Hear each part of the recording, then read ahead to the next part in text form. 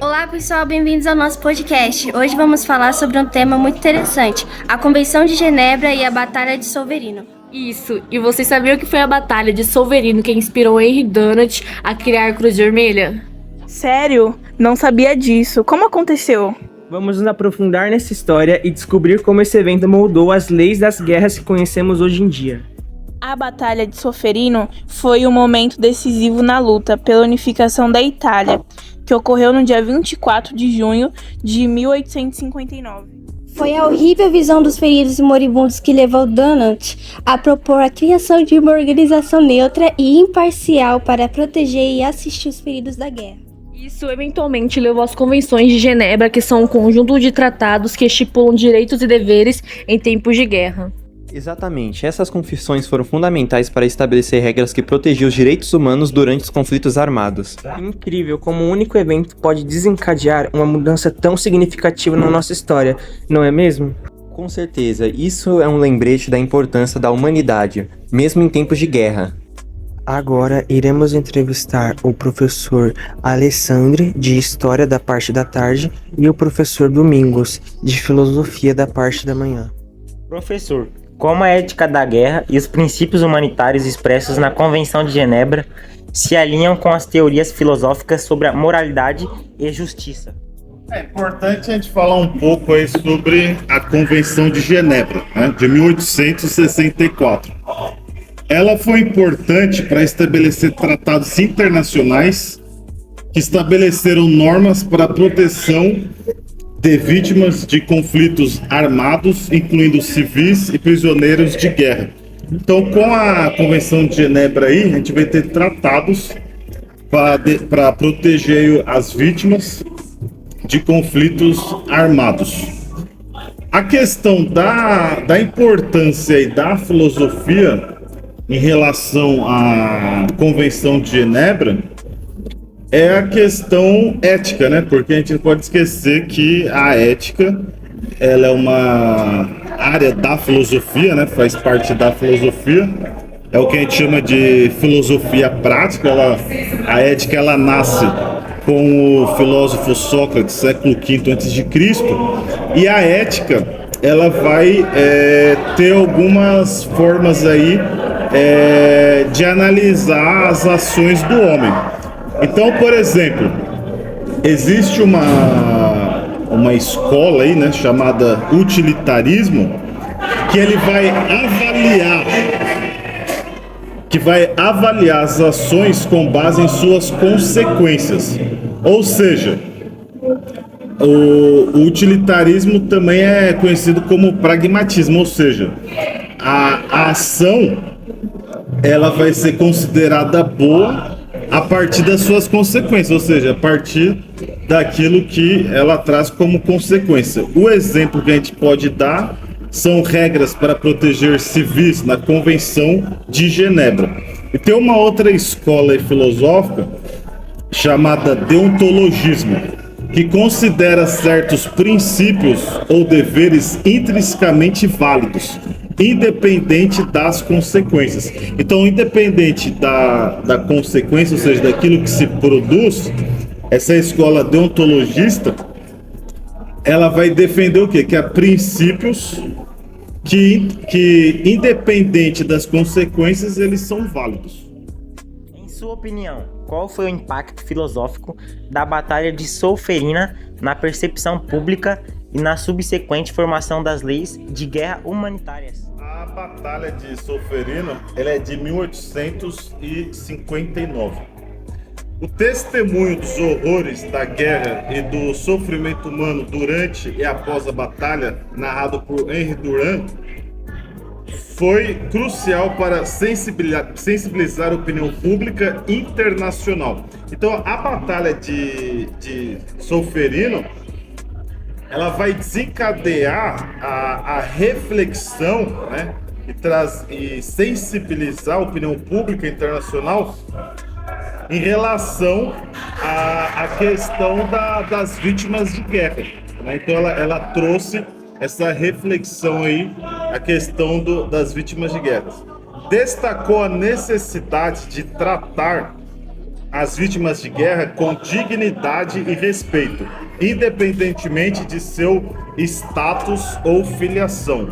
Tratar a guerra como uma questão moral e humanitária, não apenas política ou militar, né? Então, a guerra não é apenas uma questão política ou militar, mas por trás da guerra existem pessoas, né? E essas pessoas, elas têm que ter um tratamento digno, né? Um tratamento digno, um tratamento humanitário. Considerando os desafios éticos contemporâneos, como a filosofia pode contribuir para a evolução e aplicação dos princípios estabelecidos pela Convenção de Genebra em conflitos modernos? Já falei na primeira pergunta, a ética ela faz parte da filosofia, né? A ética é o que a gente chama de filosofia prática.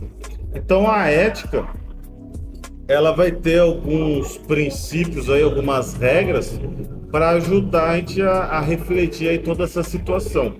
Por exemplo, análise ética. Questões como a legitimidade da guerra, quer dizer, a guerra, o conflito que está acontecendo, ele é legítimo, né? Ele tem um porquê, tem uma razão.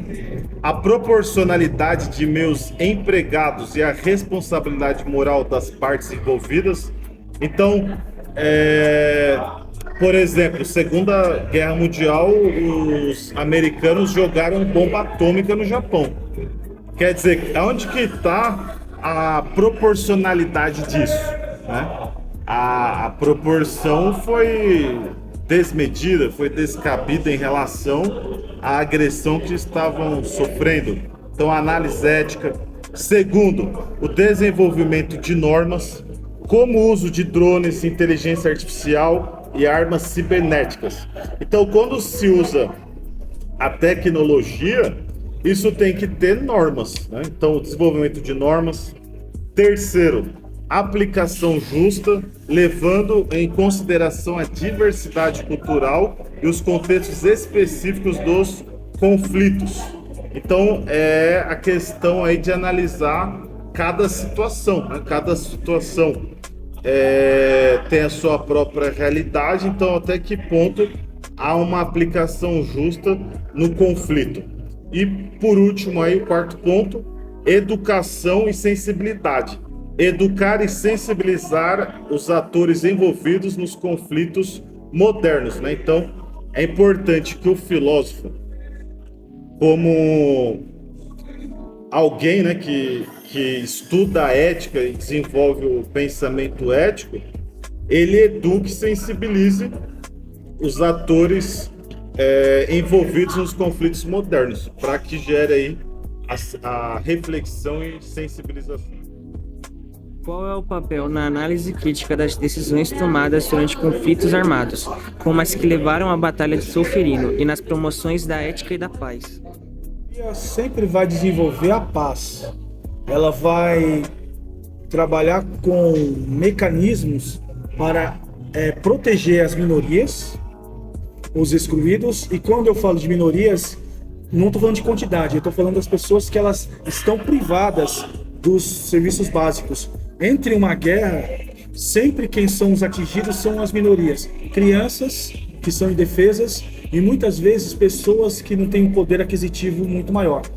E desde a época da Declaração de Direitos Humanos, que é oriunda do pensamento iluminista, a filosofia vai trabalhar, sim, com a questão da paz, com a questão humanitária, combatendo as guerras. E a Batalha Solferino foi algo que o papel dos filósofos, Gibbs, foi fundamental, principalmente Gibbs, quando ele combateu essa guerra em relação à paz, em relação à conciliação, para tirar as pessoas de um mundo ou de uma situação de intolerância e de força maior, que é a destruição em massa dos seres humanos. Então, sempre, a filosofia trabalha com o diálogo, com a conciliação e repudia, é contra totalmente qualquer situação e qualquer evento anti-humanitário que faz apologia aos intolerantes, aos supremacistas, aqueles que querem apenas se beneficiar e excluindo os demais, que são as minorias e os que não têm, aqueles que não conseguem ser protegidos. Ou seja, aqueles que não conseguem ter uma proteção do Estado, não conseguem ter uma proteção das pessoas que são encabeçadas com os poderes. Sim, essas pessoas precisam de uma proteção e precisam ser contempladas e protegidas pela filosofia, porque a filosofia é totalmente humanista.